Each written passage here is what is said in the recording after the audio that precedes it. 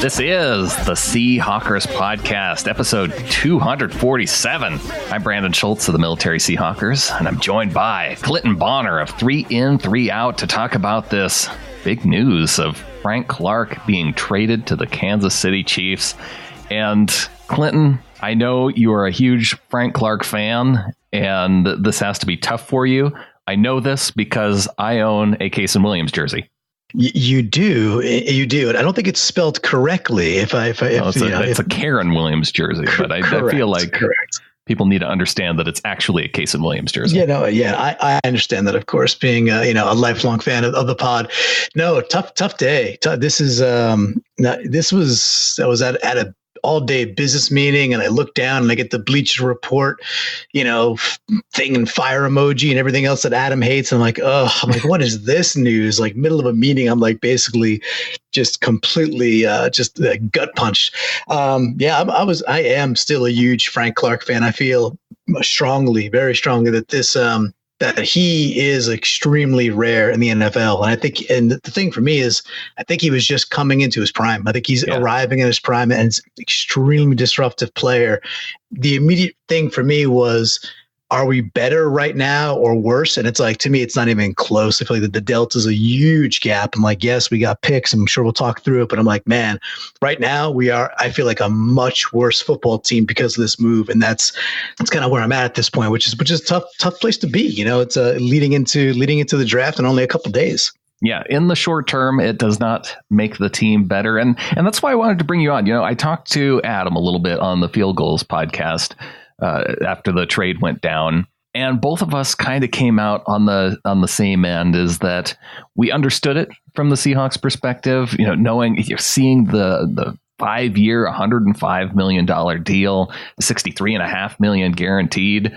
After Russell Wilson's contract was signed, and knowing that Bobby Wagner could be in line for a raise going into his last year, knowing Jaron Reed could come up, it didn't feel like you could fit all 4 guys into the salary cap, at least not responsibly. And so I understood it, and especially only having 4 draft picks. We got on the Ring of Honor a little bit and talked about it, because so many times when these types of rumors come up, it's easy to blow off and say, oh, here we go again. It's just another Seahawks player that's going to be, or that they're talking about getting a trade for. But this time felt more real to me, just because the fact of only having 4 draft picks, him being under the franchise tag, and Russell Wilson just signing the big contract. How are you approaching it? So there was a couple things for me. So after digesting it, I can digest it. That's like, sitting back, like you said, it's a little bit more like, okay, I get it. However, my challenges are with it still. I kind of believe they're doing this on the heels of what could be looked at as like mishandling Earl Thomas, right? So it's like, we had the chance last time, we didn't make that, so let's now, quote unquote, do the right thing this time. I still don't think it's the right thing. Like, if Earl Thomas doesn't get hurt, he plays probably really well last year. Yes, he got hurt. That's football. It's part of football. So a part of me is like saying, like, I think they're just like trying to kind of make up for what is a past mistake, where it's a different dude, 4 or 5 years separating them, which is quite a bit in the NFL. That's a real long time in the NFL, and a guy that's like just fully on the rise. So that was kind of part of it for me. And a big thing for me too was that I really felt, and I think you mentioned this on Facebook too, I felt that like Clark was also emerging as like one of the leaders, like if not the vocal leader, where like I get it. Bobby Wagner is like the on the field general, like he's the linebacker, he's the leader out there. But I felt like the locker room leader, and even like the media leader, the person that was becoming the voice of this defense. I mean, Clark even so much went out and said it, like basically said, hey, Sherman, this is no longer yours. Like, I'm the guy now, right? Like basically it was a captain, what's the Tom Hanks movie where they get boat jacked. He's like, I'm the captain now, right? So I felt like Clark had taken that persona and was running with it. And I just have this, at the end, I look at this and go, people are like, oh, you got a good haul. I'm like, well, you know what? It's like, that's like, for me, like trading Amazon stock, going with some recent Russell Wilson news. That's like trading Amazon stock like 5 years ago and like, oh, you got good value for that. It's like, yeah, but now it's worth 5x that if I just held on to like the really beautiful jewel we had, which would be Amazon stock 5-6 years ago. Like I look at Clark, I'm like, I can't, we can't sit here and project. I don't know, but like I can be like, you know what? I think this dude has a legit shot to be like 120, 130, 140 career sack guy. And if you look at that list, you're like, well, that's like DeMarcus Ware. That's Suggs. That's the kind of territory where I think he can be. And I'm like, I just can't get over giving up on a guy at this point in his career. I get it. It's hard to juggle all these pieces, but if I had to force rank them, I put Bobby 1, I put Clark 2, and I know defensive tackles who could also rush, like Reed showed last year, are really hard to come by. But I'm like, damn, we got Poona Ford, who is on the cheap, and I think he could be, if we had to cut somebody, if we had to cut one of them, I feel like Ford can actually be more like Reed than whatever we might get out of this haul, this 29, and whatever we do when we trade back could be like Frank Clark. So I'm still, there's a gap there for me still there. And then I look and say, is this team a potential Super Bowl contender? As of this morning, I was like, yeah, this team could win the Super Bowl. As of right now, I'm not saying they can't. I just think there's less of a chance that this is a Super Bowl contender after this trade. Well, one of the things it reminds me of is, I know you watch a little Family Guy. The Family Guy episode where everybody's going to the timeshare and getting their boat. And so they go down and they go through the spiel and, it's time to hand over the keys to the boat.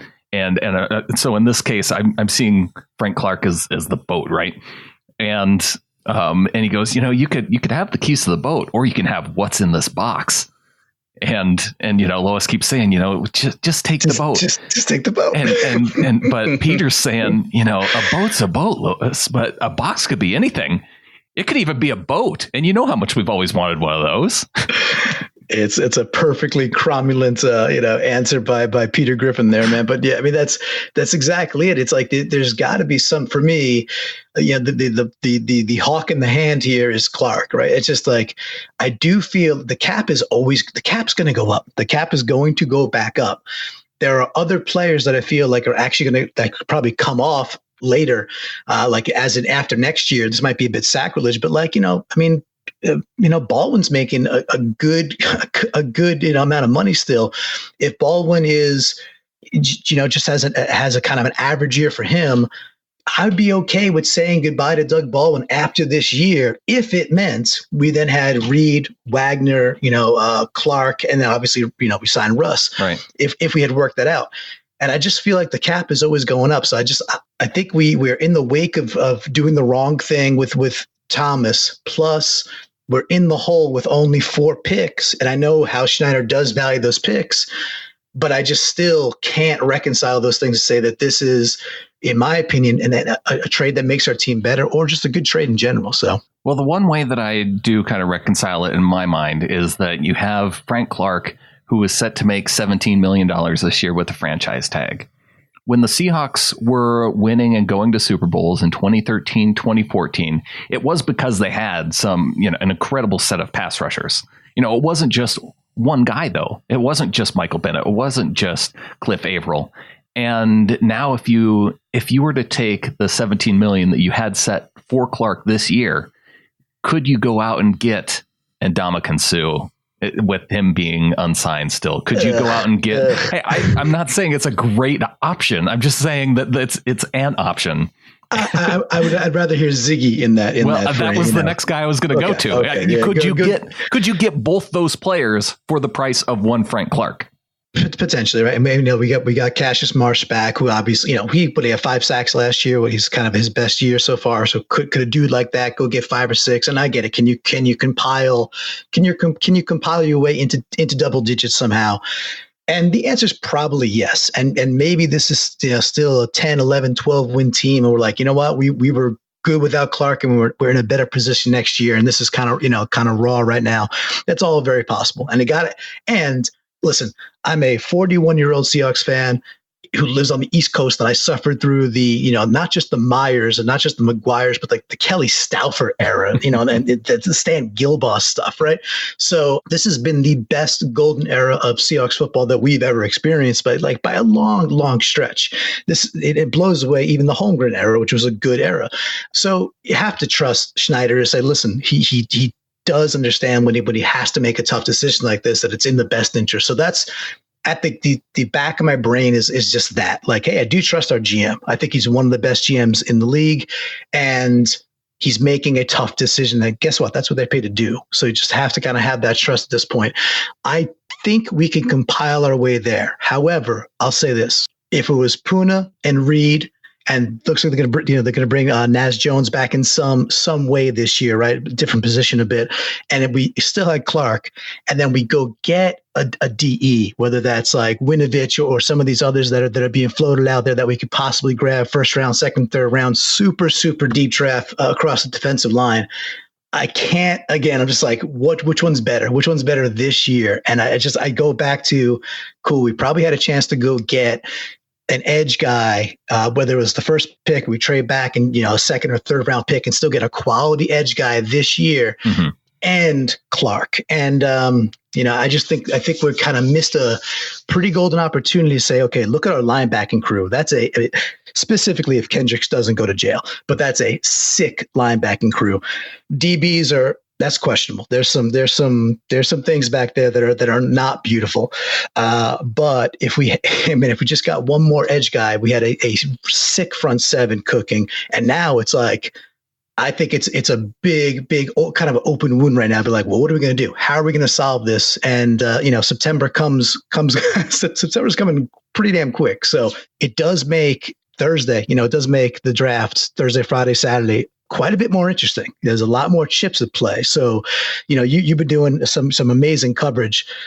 I know you got your eyes on a bunch of players, like with the permutations that, of course, are kind of endless at this point.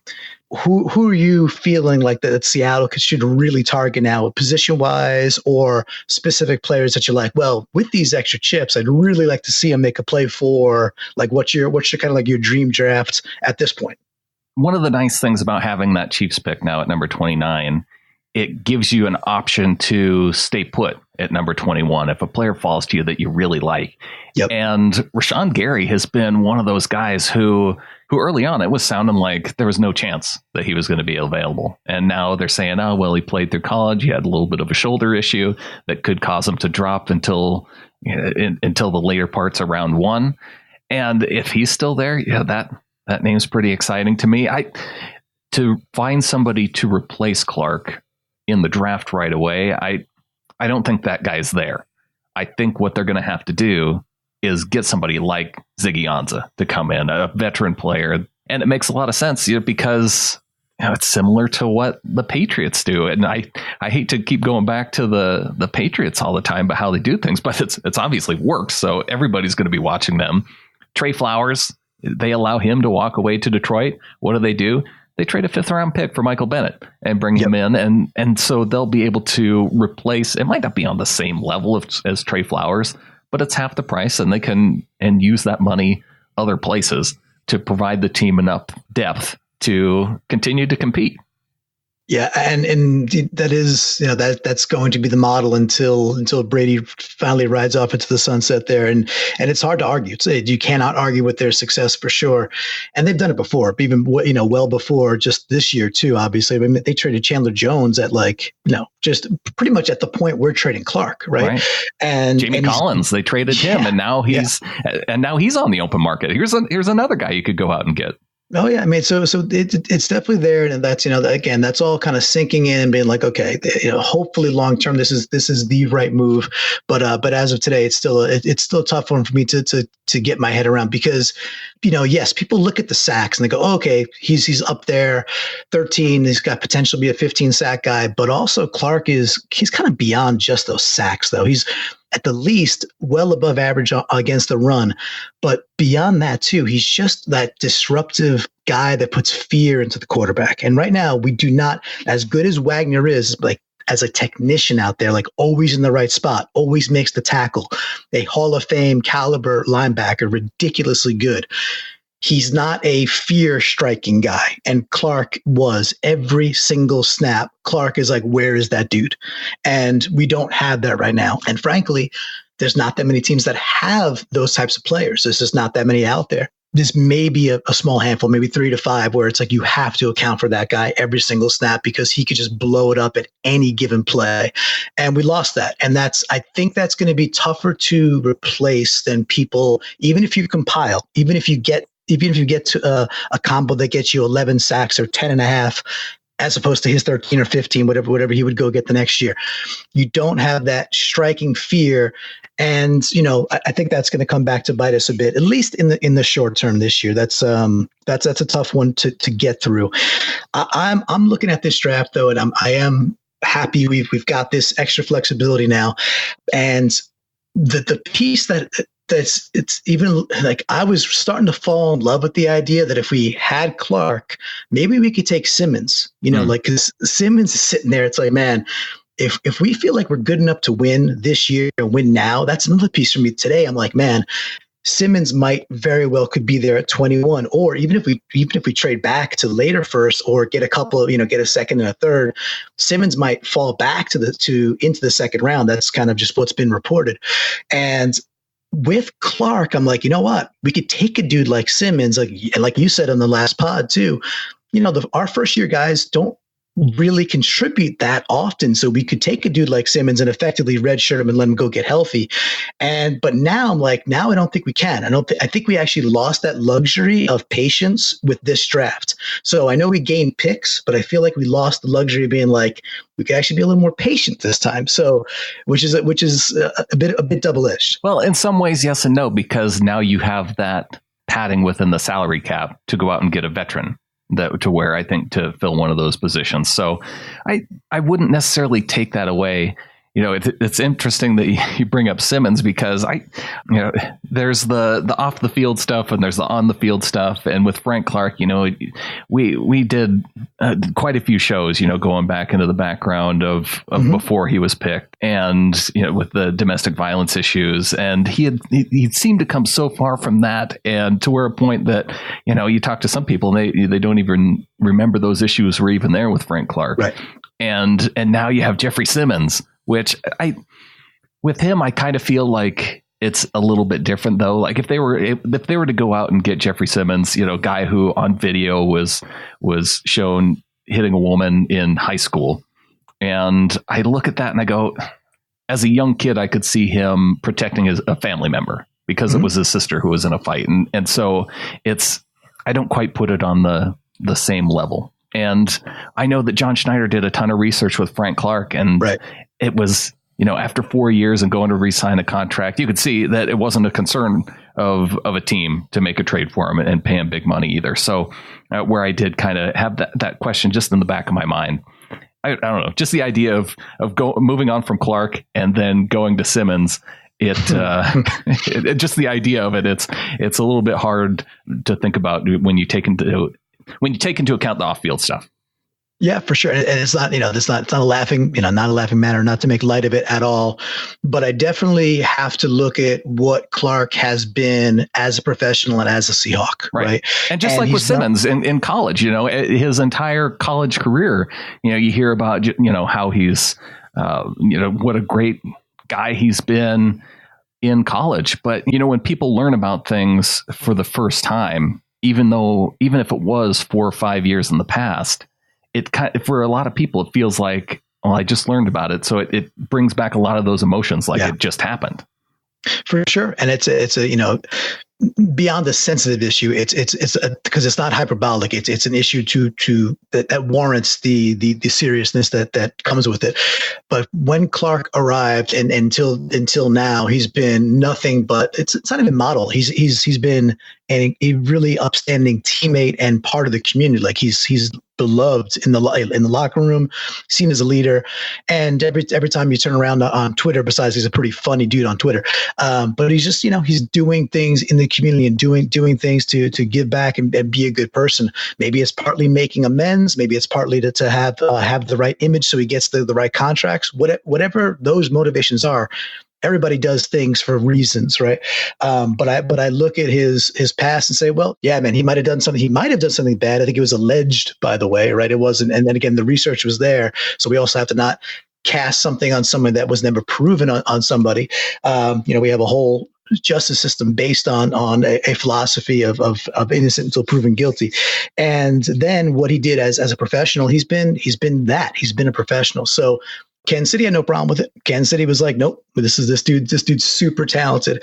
And it's funny, I see like plenty of people on Twitter being like, oh, Kansas City got torched. Again, I'm like, yeah, cool.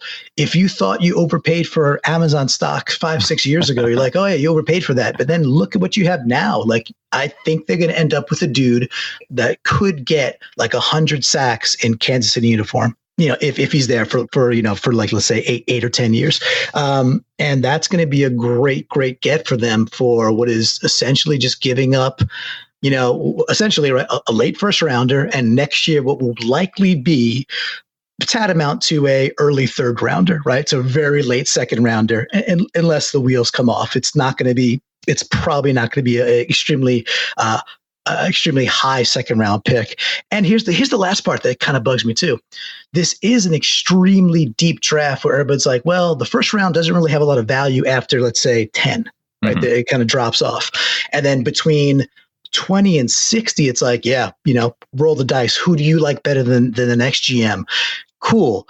In the third round, we fell backwards nine places. I think it's 9. So I'm like, man, like right in this draft where that kind of positioning in that second and third round matters, we also gave up some ground in a spot where everybody's saying that's where the value is. Now, again, trusting Schneider and Carroll to still make a really high quality selection. But it was just another piece where I've listened to a lot of the shows you've put on recently where I'm like, damn, the field is so deep. Moving back 9 slots in the third, it could be quite big, could be quite consequential. I mean, let's see how it plays out. But it wasn't something that was throwaway for me when I saw that we swapped third. So I was like, that's actually pretty substantial given the talent in this class. Yeah, and I think what it does for you is having a pick now toward the end of the first round, you could flip that potentially for 2 picks toward the end of the second round. And so you're able to then change that 1 pick into 2 picks right in that area where you think that there's a lot of depth and value, and still be able to stay put at 21 if there's a guy who just absolutely falls to you that you can't wait and trade down to at that number 21 spot. So it does add that flexibility, but I'm definitely in agreement with you. Does it make the team better right now? No. But at the same time, with Clark, with the team never going to the franchise tag, they seem to pose to it, right? They absolutely gave their guys what they were worth ahead of their, they even allowed Michael Bennett to go and hit the market again, and he stayed put, and the Seahawks paid him. So, they pay Richard Sherman on his second contract. They pay Earl Thomas a second contract. They even give Cam Chancellor a third contract. Yep. And they aren't opposed to paying guys. And it seemed like with Clark, they're working up to the deadline of the franchise tag. They're not able to get a deal done. I just wonder if that soured them on Clark at that point to where they said, this is the number that we can go up to, and we can't go past this. And he said, well, if you want to keep me, you're going to have to go past this. And you heard one of his quotes today, through Josina Anderson. One of the things he said was, it's part of a business. You have to play your cards right in the game. That tells me that maybe he didn't play his cards quite the right way that he wanted to be able to stay in Seattle long term. It could be. And I think I look at the I don't call it the inverse. It's not the inverse. It's maybe just the other side of the coin, in the sense that the moment they put the tag on him, it was, I had the Obi-Wan, like I've got a bad feeling about this, right. Because at that point I felt like, man, if we could just extend Clark now, because at that point we probably could be at the $18 million level before the DeMarcus Lawrence contract and the other contracts start rolling out, where they start going over 20 and going, whoa, this is getting a little too rich for our blood. The moment Lawrence's contract got done, it got worse. It was like the Obi-Wan saying it again, like there's something that you'll be the death of me, like Anakin, right? I was like, this is probably not going to break the right way, because now it's just giving ammunition for Clark to say, you know what, for 17-1 or 17-2, whatever it is, I'm not going to show up. I'm going to hold out. Yeah. And he was, starting to float that idea, and Schneider was saying, no, that's not how I see it. But I kind of think that's what he was starting to float around. And I felt strongly that we missed the moment to get him, quote unquote, on the cheap. I felt like if we put the contract down, I have no idea, this is pure speculation, right, but I felt like if we had put the $18 million or sub $20 million contract down for him before the tag, he probably would have extended, because look at the position he's in. He earned like something like $3.8 million so far as a pro, and all of a sudden he could have an $18 million with whatever it might have been, let's say a $50 million guaranteed.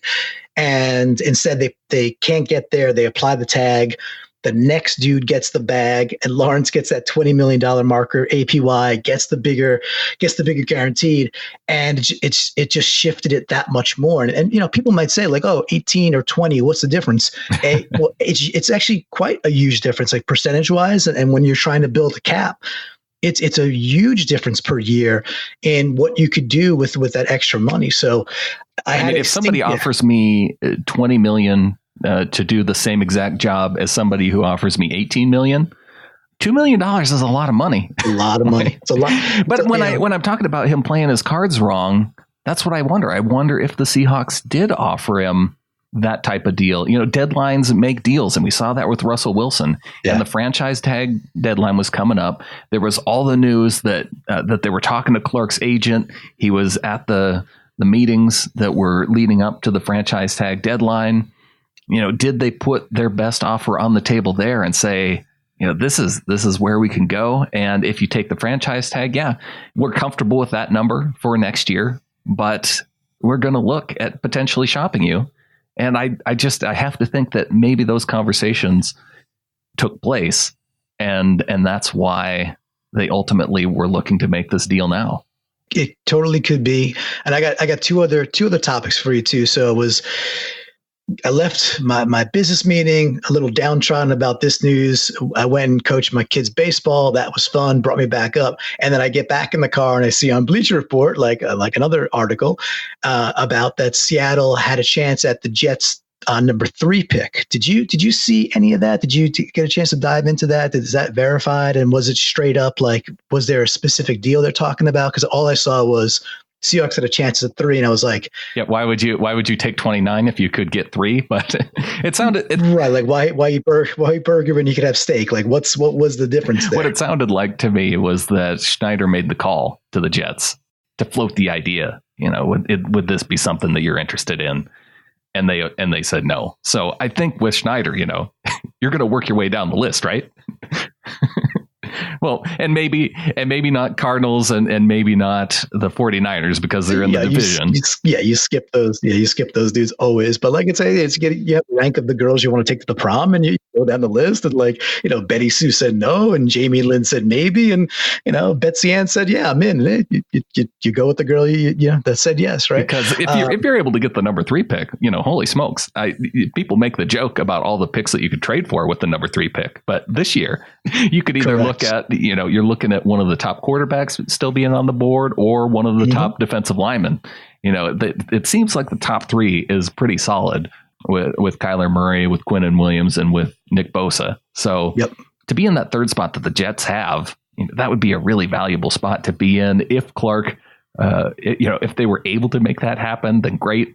And, who knows, maybe that deal was on the table and they just couldn't get the type of contract that Clark wanted, that Kansas City was ultimately able to make happen too. Yeah, true point. There's tons of variables, but I happened to see that after. So I had this sandwich of being like depressed and down about the Clark news and a good baseball practice, and then wait, we could have had a 3, or we had a shot at the 3.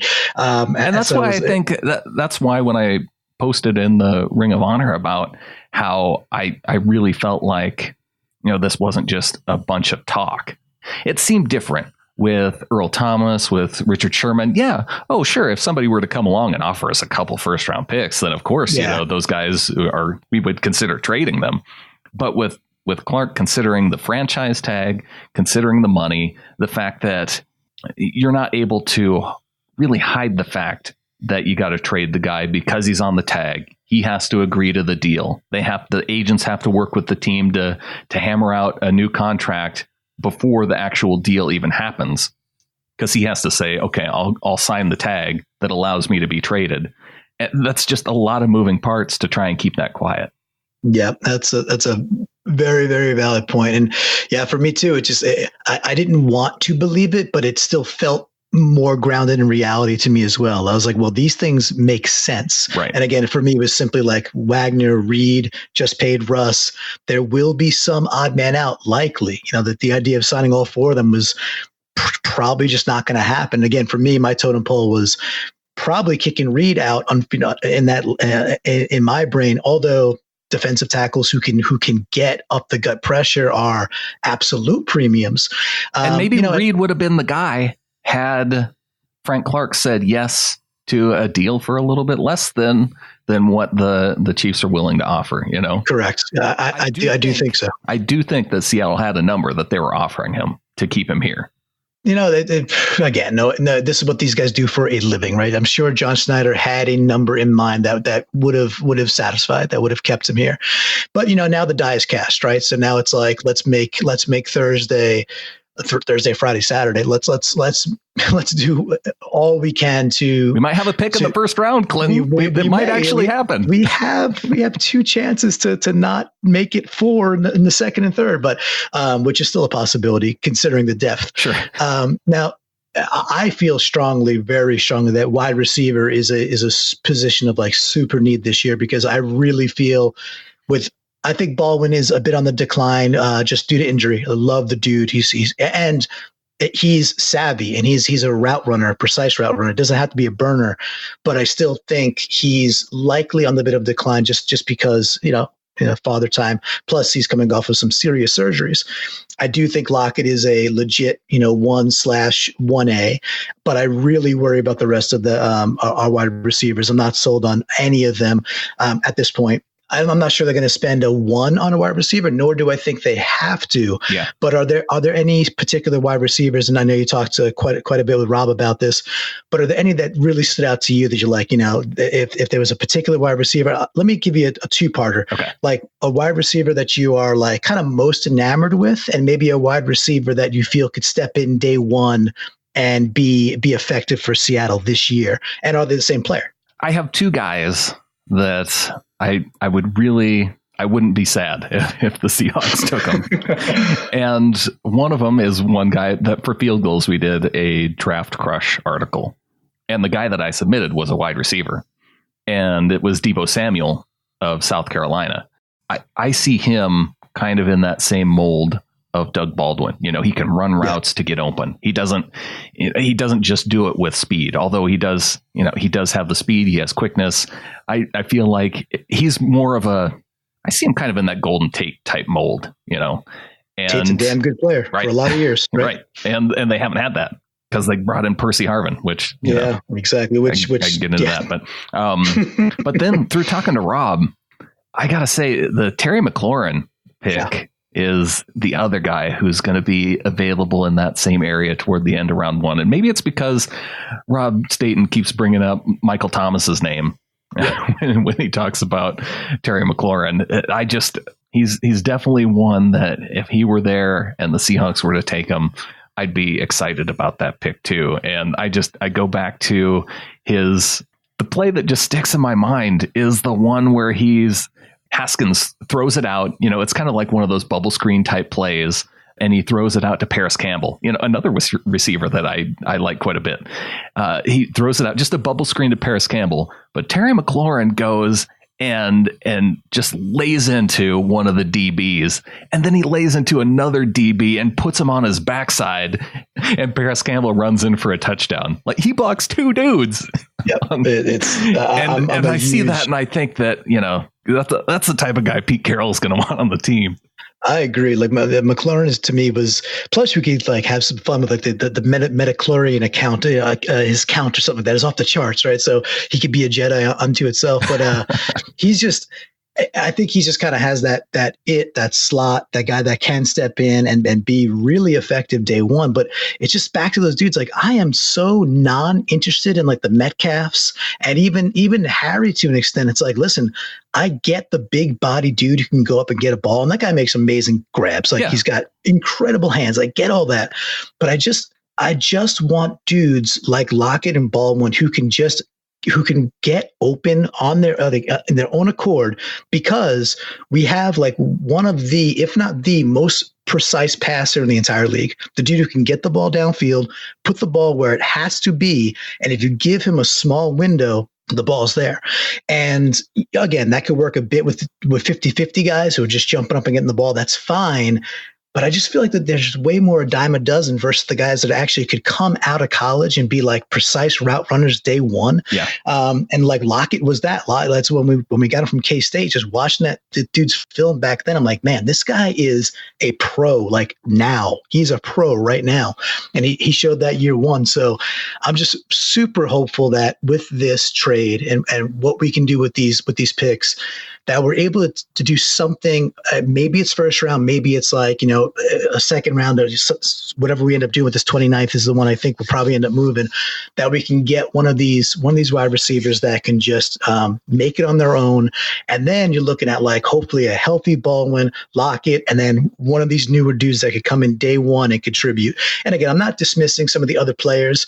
I'm just not nearly as high on the rest of the wide receiving car as I think some others are. Yeah, you still have, Jerron Brown. He's coming back for another year. He is definitely capable. Another year in the system. Chemistry with Wilson. And he caught touchdowns. He caught touchdowns. He had the 5 touchdowns. So, and then you have David Moore, coming back for another season, continuing to get better. A 7th round pick in 2017.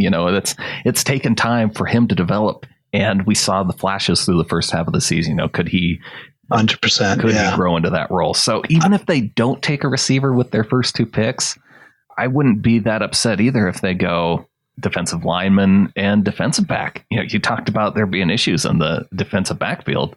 Yeah. Another guy to add to that group for competition. Okay. And you've got to fill in Coleman somehow, and maybe we have that answer already. Sure. That could be on the roster for sure, but definitely want to get somebody there to compete too.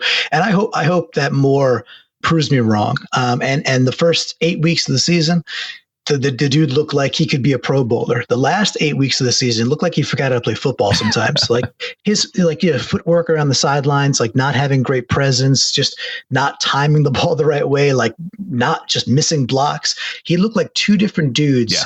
In 2 halves of the year. Again, a 7th round pick, you take a flyer, the dude's got talent. I'm very hopeful, but I also don't make it like a strategy of pinning stuff like that on hope when it's like, I think the rest of the wide receiver core, Sans, our top 2 dudes, is a little lean, and our number 1 guy, or maybe he's number 2 now, is just coming off of a couple of injuries, so a couple of surgeries too. So we shall see. But I'm digesting the Clark news. I'm coming through the other end and saying, now the die is cast. Let's just get ready for Thursday and Friday and Saturday, and let's see what we can do. Like, I hope we could turn this now into, what do we have? We have 5 picks now, right? 5 at this picks, point. yeah. All right. I mean, can very much see that turning into 7 or 8 now that we have these two high picks. Yeah, pretty easily. Yeah, pretty. A couple different ways that could happen, right? And let's see. I'm super now. I'm like really engaged with this draft more than I've ever been. I have to say, probably partly because I've been listening to you for 2 months talk about it, but very, very fired up for this one, and hopefully we could I just want to get through the next, let's say, 6 weeks or so, and then feel like we're basically on par with where we were yesterday as a team. Right. I don't expect to feel better because I think Clark is a big, big loss. But if we can get some veteran presence there to start to be one of those compilers, plus we really had what looks to be a strong draft, I think I'll feel pretty good about how we're positioning. To me, the Rams are looking, to me, I think they're going to take a step back. I really do feel fairly strongly, while the Niners should be better, and then Arizona is just, who knows what happens with Arizona. They take Murray, they could be an 8-win team, just like Ravens with Jackson last year, just all of a sudden catch a bit of fire, and the NFL doesn't know what to do quite yet with that kind of player. So I expect the division on the whole to be better. I guess I'm coming through all this, and the therapeutic pieces. I still feel like we could win this division, and we're still a Super Bowl contender.